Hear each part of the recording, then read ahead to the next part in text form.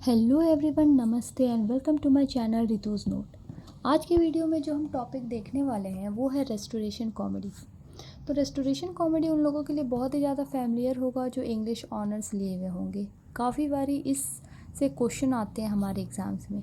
तो किस तरीके से इस टॉपिक के आंसर्स लिखे कि हम अच्छे से 80 मार्क्स स्कोर कर सकें, आइए देखते हैं बिना देर किए।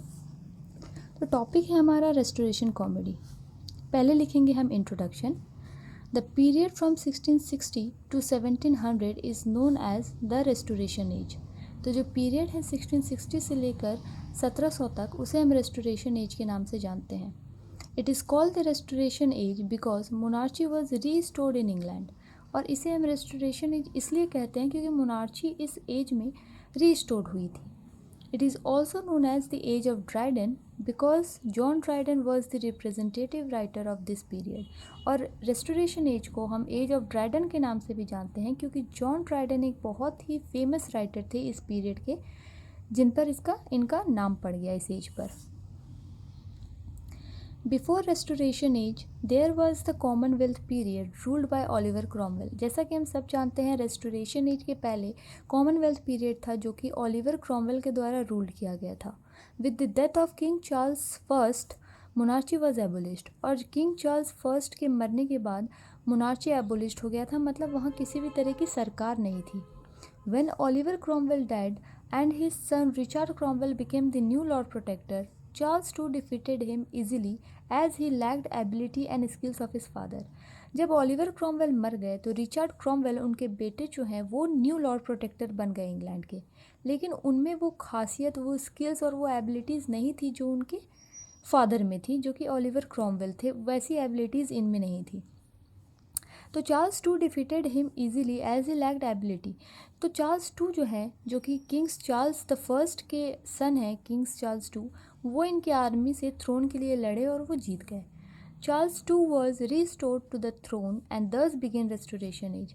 और उन्होंने रिचर्ड क्रॉमवेल के आर्मी को हरा दिया और चार्ल्स टू फिर से राजगद्दी पर बैठ गए और रेस्टोरेशन एज यहाँ से शुरू हुआ माना जाता है। आगे देखते हैं restoration comedy. Restoration comedy refers to the English comedies written and performed in the restoration period from 1660 to 1710। Restoration comedy हम उस कॉमेडीज़ को मानते हैं, इंग्लिश कॉमेडीज़ को मानते हैं जो कि रेस्टोरेशन एरा में लिखी गए होते थे। Comedy of manners used synonyms of restoration comedy. This comedies way realistic in nature. और ये जो रेस्टोरेशन के एज में जो कॉमेडीज़ लिखी जाती थी उन्हें रियलिस्टिक इन नेचर माना जाता था, जो कि रियल लाइफ में कंपेयर आप कर सको वैसी थी। It describes life, manners, habits, conventional ways and love. और ये बहुत ही सारी चीज़ों को डिस्क्राइब करती थी ये कॉमेडीज़। लाइफ को भी डिस्क्राइब करती थी, हैबिट्स को भी दिखाती थी, लव को भी, और भी बहुत अन्य चीज़ों को दिखाती थी। Restoration comedy is mainly divided into two parts. और रेस्टोरेशन कॉमेडी को हम दो भागों में डिवाइड करते हैं। पहला है कॉमेडी ऑफ मैनर और दूसरा है comedy of humour. Comedy of manner, इन दोनों में से कॉमेडी ऑफ मैनर को बहुत ही ज़्यादा महत्व दिया गया था, ये बहुत ही ज़्यादा इम्पॉर्टेंट मानी जाती हैं। इसके बाद हम देखेंगे chief characteristics of restoration comedy. तो there are many important characteristics of restoration comedy. Some of them are as follows. ऐसे तो बहुत ही सारे इंपॉर्टेंट कैरेक्टरिस्टिक्स हैं रेस्टोरेशन कॉमेडी के, लेकिन कुछ जो कि बहुत ही इंपॉर्टेंट माने जाते हैं उन्हें हम यहाँ देखते हैं। पहले पॉइंट आती है, this type of comedy reflects and presents the manners, modes and conversation of the upper class of society. तो इस तरह की जो कॉमेडी होती है वो रिफ्लेक्ट्स करती है, वो प्रेजेंट करती है मैनर्स को, मोड्स को और कन्वर्सेशंस को दिखाती हैं जो कि अपर क्लास के होते थे। सेकेंड है, the scenes of this comedies were generally laid in a big cities like London. तो जो ऐसे टाइम में जो कॉमेडीज़ लिखे जाते थे उनके सीन्स ज़्यादातर बड़े शहरों को दर्शाते थे, जैसे लंदन हो गया या कोई भी और शहर जो कि बड़े हों वैसे दिखाते थे। थर्ड पॉइंट है हमारा, this sittings is generally laid in clubs, coffee houses, drinking and gambling houses. तो ऐसे टाइम में जो भी मीटिंग्स होती थी लोगों के बीच में वो या तो क्लब्स में होती थी या कॉफ़ी हाउसेस में होती थी या ड्रिंकिंग एंड गैम्बलिंग हाउसेस में होती थी। It was such a place that the fops and gallants and fashionable gay ladies assembled. तो ये एक ऐसी जगह बन गई थी, क्लब्स, कॉफ़ी हाउसेस, ये सब एक ऐसी जगह बन गई थी जहाँ फॉप्स उन लोगों को बोलते हैं जो अच्छे कपड़े पहनकर दिखावा करते हैं अपने कपड़ों को। तो वैसे लोग, गैलेंट्स वीर को कहा जाता है, तो वैसे लोग जो वीर हो, जो अमीर हो, जो अपर क्लास के हो, फैशनेबल हो, वो लोग ऐसे जगह में मीटिंग्स करते रहते थे। अब दूसरे में, पाँचवें पे आते हैं। This comedy writers were influenced by Moliere and other foreign dramatist. Moliere हमारे फ्रेंच राइटर हैं और ऐसे कॉमेडीज़ जो भी होते हैं ना, जो भी लिखे जाते थे इस एज में, वो मॉलियर से काफ़ी ज़्यादा इन्फ्लुएंस थे और दूसरे जो भी फॉरेन के ड्रामेटिस्ट से उनसे बहुत ज़्यादा इन्फ्लुएंस थे। छठे पॉइंट पर आते हैं। This comedies were also anti social and anti moral in nature. और ये जो कॉमेडीज़ होते थे, रेस्टोरेशन कॉमेडीज़ जो थे, वो एंटी सोशल थे नेचर से और एंटी मॉरल भी थे। अब आते हैं हम मेजर राइटर्स में। After discussing introduction about restoration age and restoration comedy and also chief characteristics, let us know who were the major writers of restoration comedy. तो रेस्टोरेशन एज के बारे में पढ़ने के बाद और रेस्टोरेशन कॉमेडी और उसके कैरेक्टरिस्टिक्स पढ़ने के बाद चलिए जानते हैं कि रेस्टोरेशन कॉमेडीज़ के कौन कौन से मेजर राइटर्स थे। Some of them are discussed below, और कुछ उनमें से जो कि बहुत ही ज़्यादा महत्व रखते हैं उन्हें हम अब डिस्कस करेंगे। तो हमारे पहले फेमस राइटर हैं रेस्टोरेशन कॉमेडी के विलियम कॉन्ग्रीव, जो कि 1670 में उनका जन्म हुआ था और 1729 में उनकी डेथ हो गई थी। तो William Congreve was one of the famous restoration comedy writer. तो रेस्टोरेशन कॉमेडी जो एरा था उनमें ये बहुत ही ज़्यादा इंपॉर्टेंट कॉमेडी राइटर में माने जाते हैं।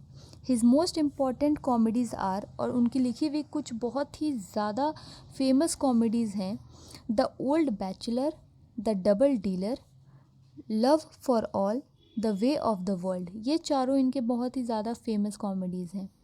In his comedies he creates a world of his own. और जब इनका कॉमेडीज़ हम पढ़ेंगे तो हम देखेंगे वो एक अपनी ही दुनिया बनाए हुए हैं। It was a superficial world, no doubt. और बिना किसी डाउट के हम कह सकते हैं कि वो बहुत ज़्यादा डीप में नहीं जाते थे जब भी वो लिखते थे, वो बस ऊपर सरफेस में ही लिखते थे। But it was interesting and Congreve knows its in and out. और वो बहुत ही ज़्यादा इंटरेस्टिंग थे पढ़ने में, लेकिन और कॉन्ग्रीव अच्छे से जानते थे कि उनके ऑडियंस को क्या पसंद आएगी और क्या नहीं पसंद आएगी। सेकंड में आते हैं हम लोग। विलियम रिचर्डले, 1640 में इनका जन्म हुआ था और 1715 तक वो डेथ कर गए थे। William Wycherley's reputation is based upon his 4 plays. ऐसे तो उन्होंने बहुत सारी रेस्टोरेशन कॉमेडीज़ लिखी थी, लेकिन जो 4 जिनके लिए वो बहुत ही फेमस हुए हैं वो 4 हैं। Love in the wood, the gentleman dancing master, the country wife, the plain dealer. ये चारों के लिए वो बहुत ही फेमस थे। The first 3 of them are after mould of Etherege. और इथरेज भी हमारे एक रेस्टोरेशन कॉमेडी राइटर हैं, तो वो पहले जो 3 हैं यानी कि ये तीनों वो उनको दर्शाती है, मतलब उनके कॉमेडीज़ की तरह हैं।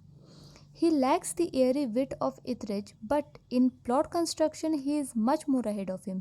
लेकिन इथरिज जो थे वो बहुत ही एयरी तरीके से लिखते थे, मतलब बहुत ही फ्लुएंट तरीके से लिखते थे। हालांकि विलियम उतने फ्लुएंट तरीके से नहीं लिखते थे, लेकिन जब बात प्लॉट कंस्ट्रक्शन की आती थी तो वो सबसे आगे थे। आइए हम तीसरे पे चलते हैं। सर जॉर्ज इथरिज, जो कि 1635 में उनका जन्म हुआ था और 1691 में उनकी मृत्यु हो गई थी। The first true practitioner of the comedy of manner was Etherege. तो कॉमेडी ऑफ मैनर जो कहा जाता है, जिनके फर्स्ट जो प्रैक्टिस किया था वो थे George. Some of his most important works are, कुछ उनके बहुत ही ज़रूरी जो उन्होंने फेमस लिखे हैं वो सब हैं। Love in tub, she would if she could, the man of mode, sir Fopling Flutter. Etherege lacks the brilliance and polish of Congreve, William Congreve की तरह वो बहुत ही ज़्यादा ब्रिलियंट नहीं थे या पॉलिश के साथ नहीं लिखते थे, but he has a naturalness. लेकिन उनके राइटिंग्स में यानी कि जॉर्ज इथरिज के राइटिंग्स में बहुत ही नेचुरलनेस रहती थी। And grace of his own which is uncomparable. और इनके राइटिंग्स में जो ग्रेस रहती थी वो किसी के साथ हम कंपेयर ना करें तो ही अच्छा रहेगा। अब चौथे राइटर पे आते हैं, वो है सर जॉन वैम्ब्रग, जो 1624 में उनका बर्थ हुआ था और 1726 में उनकी डेथ हो गई थी। The best 3 noteworthy comedy of sir John Vanbrugh are, जो जिनके लिए ये बहुत ही फेमस माने जाते हैं वो 3 कॉमेडीज़ हैं, the relapse, the provoked wife, the confederacy. The provoked wife is his masterpiece, और जो ये प्रोवोक्ड वाइफ है ये राइटिंग इनकी बहुत ही ज़्यादा फेमस हुई थी, मतलब वर्ल्ड फेमस हुई थी, उनकी मास्टरपीस बन गई थी। But the confederacy is the most immoral, लेकिन कॉन्फेडरेसी उतनी फेमस नहीं हुई थी और वो इमोरल भी थी नेचर से। All of them are concerned with unhappy marriages, और इनकी जो ये तीनों कॉमेडीज़ हैं, इन तीनों में हम जब पढ़ेंगे तो हम लोग यही देखेंगे कि इनमें जो भी दिखाया गया है, दर्शाया गया है, वो यही है कि सारे ही अपने शादी से नाखुश थे। 5वें पर आते हैं, थॉमस शेडवेल, जिनका जन्म 1642 में हुआ था और मृत्यु 1692 में हो गई थी। Thomas Shadwell wrote for the stage for more than 20 years, और इन्होंने 20 साल से ज़्यादा अपना जो जीवन है वो स्टेज शो के लिए लिखने में डाल दिया था। Some of his best plays are, जो इनकी बहुत ही फेमस प्लेज हैं उनमें से कुछ हैं, the Sullen lovers, the squire of Alsatia, Bury fair.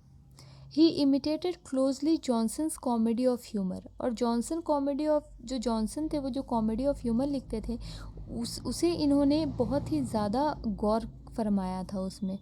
His plays are generally coarse, और इनकी प्लेज बहुत ही जनरल होती थी नेचर से। अब हम लास्ट में लिखेंगे conclusion. Thus from the above discussion we may conclude that restoration comedy was also known as comedy of manner, और रेस्टोरेशन कॉमेडी कंक्लूज़न में हम यही लिखेंगे कि रेस्टोरेशन कॉमेडी जो है उसे हम कॉमेडी ऑफ मैनर के नाम से भी जानते हैं। These comedies reflects about the life and the behavior and many others thing about the people of the age. तो इस एज में जो भी लोग थे, ये कॉमेडी जब हम पढ़ेंगे तो हम यही देखेंगे कि इस एज के जो लोग थे उनके वो लाइफ के बारे में दर्शाती थी, बिहेवियर के बारे में दर्शाती थी, और भी बहुत सारी कॉमन चीज़ें थी ऐसे एज के लोगों के बारे में जिन्हें ये दर्शाती थी। तो आज की हमारी वीडियो यहाँ ख़त्म होती है। अगर इस वीडियो से आपकी थोड़ी भी हेल्प हुई हो तो प्लीज़ आप मेरे वीडियो को लाइक करें और मेरे चैनल को सब्सक्राइब करें और बेल आइकन को भी दबा लें, ताकि जब भी मैं ऐसी वीडियोस डालूँ आपके सिलेबस की तो आपको नोटिफिकेशन मिलते जाए। So thank you so much.